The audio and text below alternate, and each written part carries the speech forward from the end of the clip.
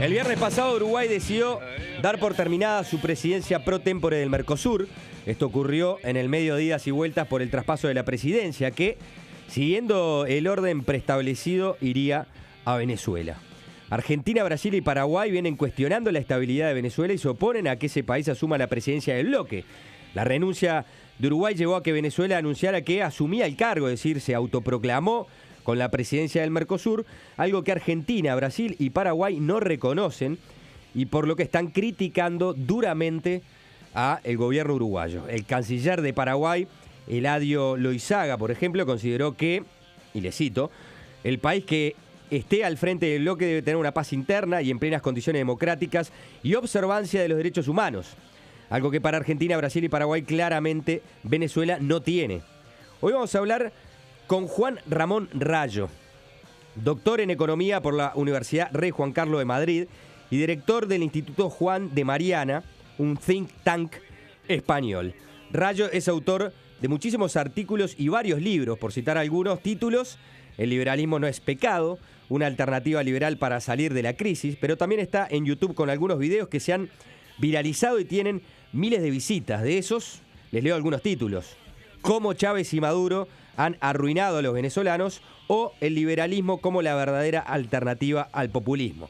¿Por qué lo llamamos a Rayo? Bueno, para empezar porque tiene estos videos con títulos impactantes en YouTube, es decir, tajantes, ¿no? Cómo Chávez y Maduro han arruinado a Venezuela y punto. No hay medias tintas. Y para explicarlo desde su visión económica, porque hay que pensar que la crisis política en Venezuela está evidentemente atada a una crisis económica, ¿no? Cuando la economía empezó a entrar en crisis, se vio agravada la crisis política. Lo mismo pasó en Brasil y es casi imposible separar economías en problemas con crisis políticas a veces. Y esto es lo que está pasando en Venezuela. Entonces Rayo lo que tiene es la explicación, su visión de por qué la economía venezolana está donde está. Que para él, bueno, para él no, la economía venezolana está muy mal y que fue arruinada por un mal manejo tanto de Hugo Chávez como de su sucesor Nicolás Maduro. Bueno, tenemos a Juan Ramón Rayo en línea. Buenas, vía Skype, buenas tardes, gracias por acompañarnos.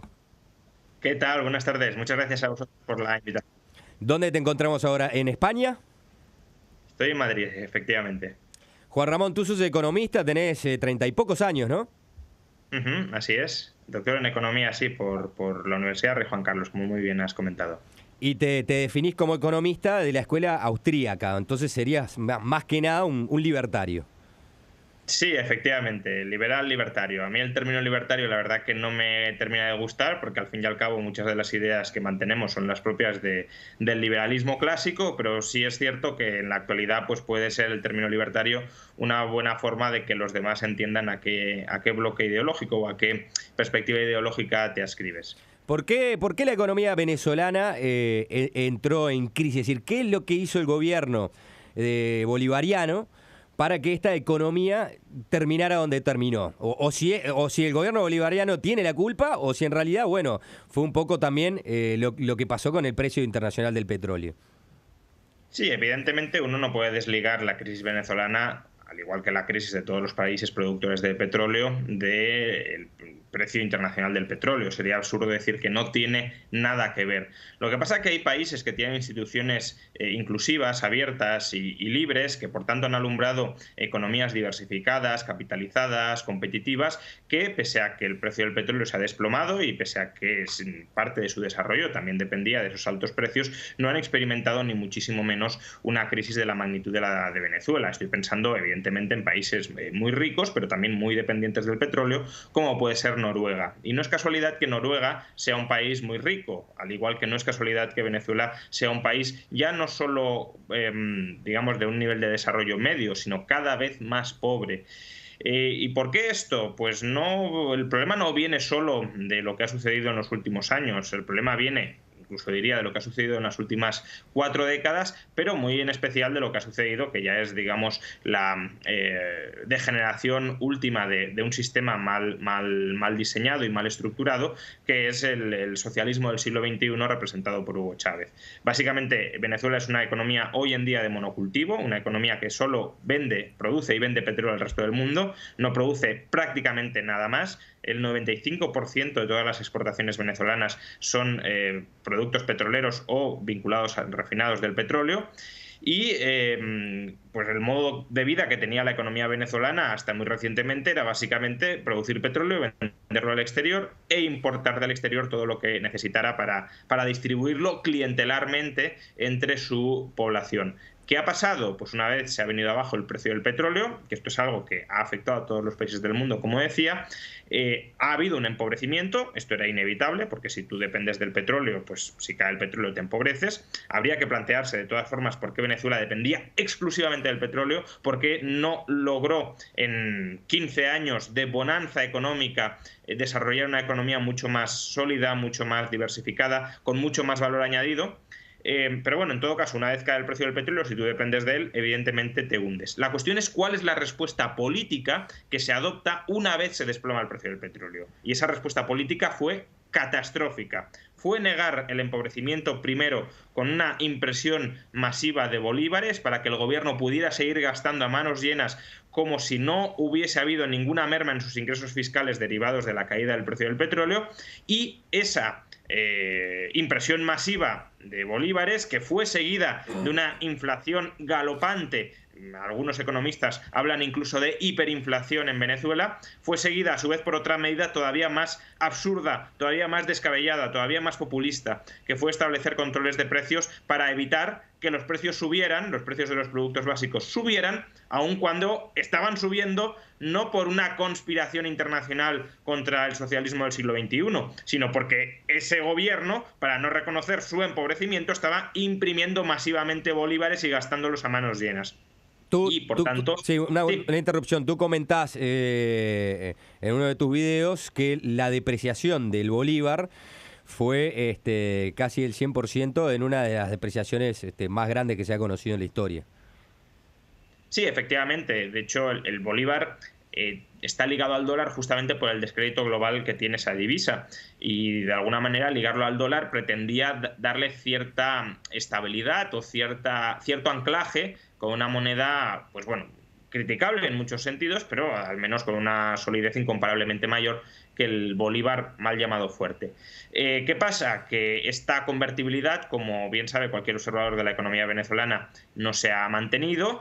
Y de hecho, ahora mismo en Venezuela hay 3 sistemas cambiarios distintos, a cada cual depreciando más el bolívar, y sobre todo hay un mercado negro, que es donde verdaderamente se pueden conseguir los dólares si uno está dispuesto a pagar el precio que se demanda en el mercado negro. Simplemente las autoridades, al haber impreso tantísimos bolívares, no tienen dólares suficientes para mantener esa convertibilidad. Es decir, las autoridades se comprometen a: si tú me llevas 6 bolívares, yo te doy $1, y evidentemente hay tal cantidad de bolívares en circulación y tan poquísimos dólares en reservas del Banco Central que es imposible mantener esa tasa de convertibilidad, mantenerla en firme y honrarla y cumplirla, simplemente por la masiva impresión de bolívares. A ver, aparte del emisionismo desenfrenado del gobierno venezolano, tú estás diciendo que de alguna manera cae la renta del petróleo, cae la cantidad de dólares, pero la economía necesita seguir importando muchos de los bienes de consumo.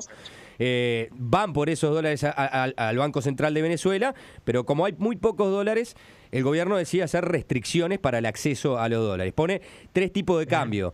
Un cambio a 6 bolívares, otro cambio que es en realidad para productos alimentarios y cosas de primera necesidad, otro cambio a 12 bolívares y finalmente genera un tercer cambio a 198 bolívares. Pero también lo que pasa es que son tan pocos los dólares y es tan poco el acceso a esos dólares que en realidad el precio del dólar en el mercado negro es de unos 698 bolívares. Y tú hablas de que esto, aparte de generar un montón de especulación y corrupción, va generando un clientelismo amigo al que llamás boliburguesía. ¿Qué es la boliburguesía? Bueno, básicamente la boliburguesía es toda la oligarquía económica que se ha enriquecido no por haber generado valor para los venezolanos o para el resto del mundo, sino simplemente por su cercanía y su afinidad al poder político. Es una clase económica emergente derivada de los favores que le ha otorgado el poder político. Y creo que con la muy buena exposición que has hecho de los distintos sistemas cambiarios que hay ahora mismo en vigor en Venezuela, es muy fácil entender cómo el poder político, cómo el aparato estatal, precisamente manejando esos tipos de cambio, puede convertir a una persona de la noche a la mañana en multimillonaria. Imaginemos que, aunque como decías, el tipo de cambio de 6 bolívares por $1 supuestamente es para productos de primera necesidad, al final quien aprecia que es un producto de primera necesidad o no y quien reparte los dólares, los escasos dólares que hay en las reservas del Banco Central, es el propio Banco Central, que está dominado por el aparato estatal. Imaginemos que un amigo del poder político acude con 6 bolívares al Banco Central y el Banco Central le regala, a cambio de esos 6 bolívares, porque es un regalo a ese precio, $1. Obviamente esta operación se puede escalar todas las veces que queramos. Bueno, con ese dólar, ese señor no tiene por qué importar nada, que supuestamente le habían dado el dólar para eso, para que importe productos de primera necesidad. Lo que puede hacer simplemente es irse al mercado negro y vender ese dólar no por 6 bolívares, que es lo que ha pagado él, sino por 700, 800 o hasta 1000 bolívares, que es a lo que ha llegado a cotizar en el mercado negro el dólar. Por tanto, en apenas unas horas, ese señor, por la gracia del Estado, se puede convertir en multimillonario. Y esa es la boliburguesía, es decir, todos los amigos del poder político que se enriquecen precisamente gracias a la coacción y a los privilegios que otorga el poder político venezolano.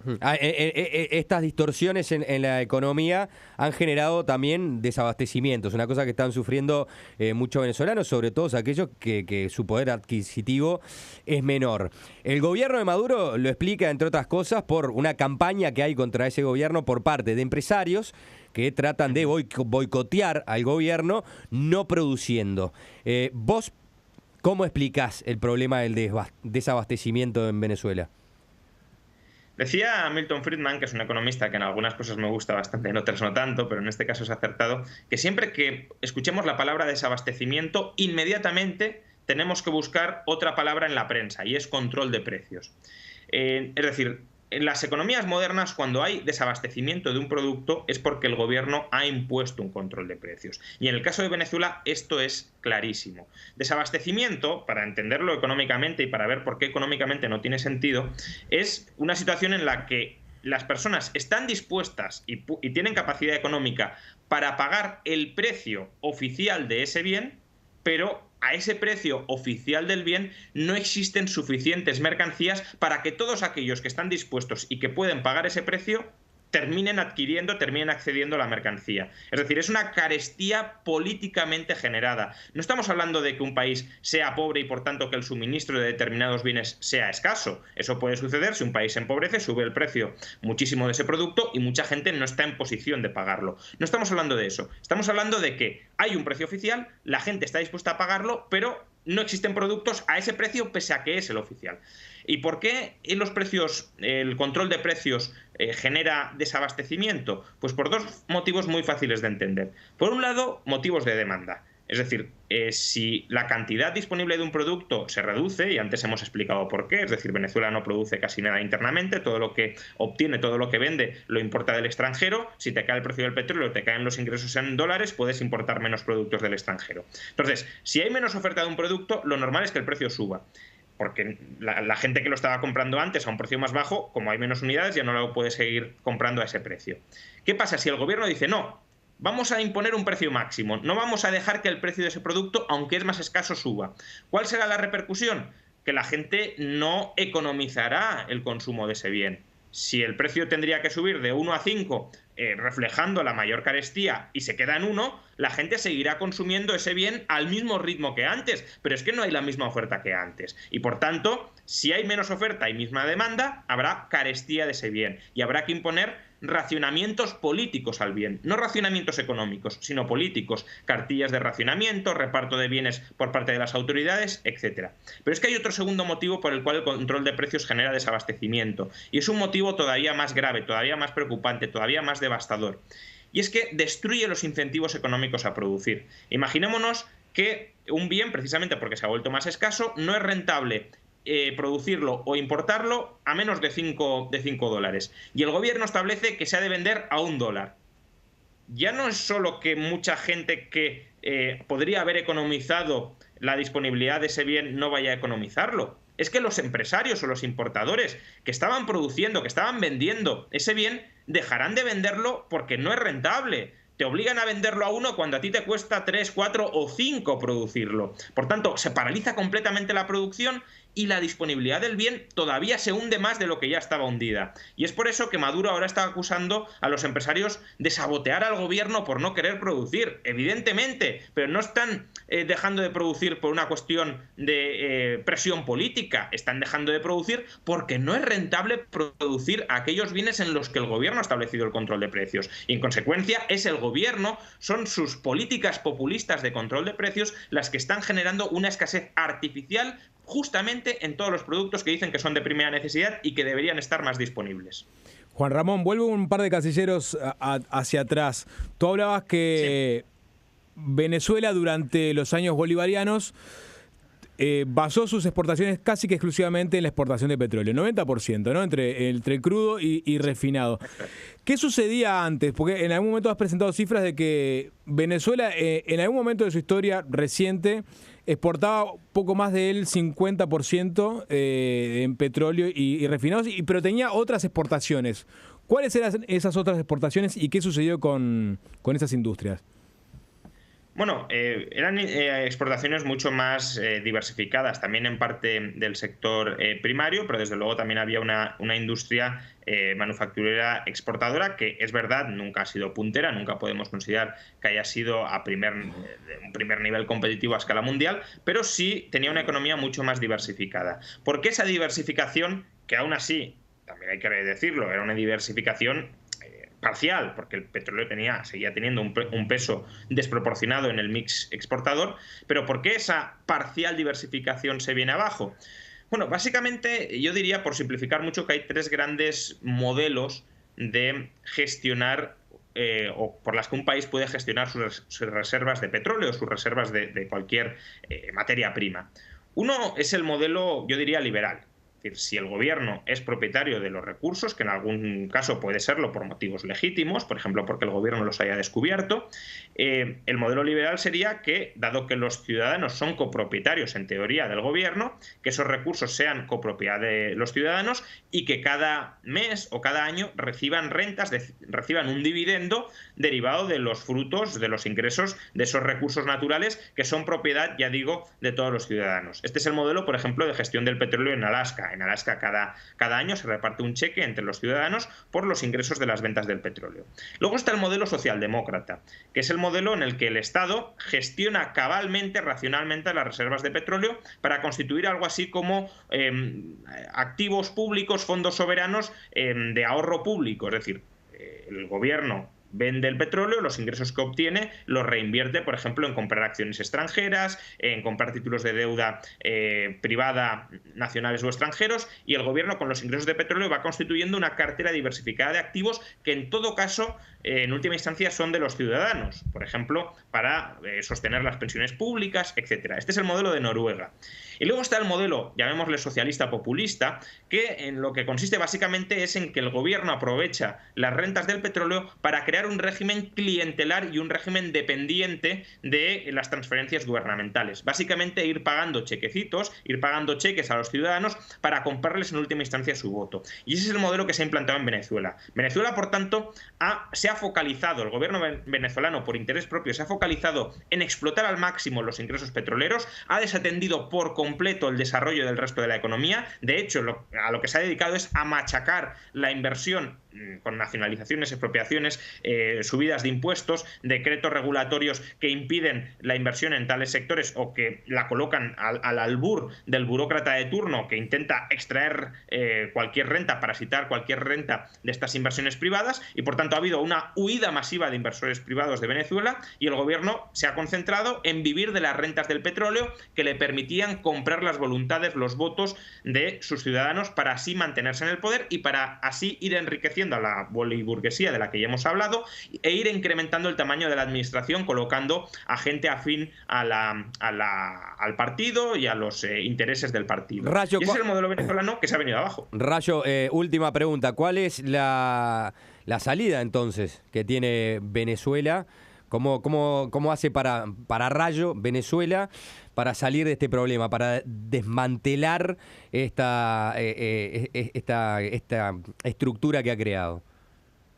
Es muy complicado porque la credibilidad de las instituciones venezolanas se ha deteriorado tantísimo en estos últimos años que es muy difícil que ahora cualquier inversor nacional o extranjero vuelva a confiar de la noche a la mañana en Venezuela, aunque cambiara el gobierno. Es decir, por supuesto, un requisito fundamental para que esto se arregle es que cambie el gobierno. Pero aún cambiando el gobierno, no hay ninguna garantía de que el inversor diga: yo me fío de invertir en este país que ha tenido a 15 años, a 16 años, a una mafia gobernando, una mafia extractiva gobernando. No pueden regresar en el futuro estos más adelante, no pueden armar revueltas sociales los partidarios de esta gente que ha tenido un poder absoluto en Venezuela durante tanto tiempo. Por tanto, es complicado, ya digo, restablecer la confianza, sobre todo a corto plazo, en unas instituciones que han sido nefastas en los últimos años. Pero a medio y largo plazo la receta es la misma que para todo el mundo. Tener instituciones inclusivas, instituciones que respeten la propiedad privada, que respeten los contratos, que respeten la libertad de las personas, instituciones que limiten al máximo el grado de intervención del gobierno, instituciones que respeten la propiedad vía impuestos bajos, instituciones que no pretendan parasitar a los ciudadanos, instituciones que no recurran a la inflación como una forma de financiación permanente del gobierno. Y ahora, Rayo, antes del gobierno bolivariano,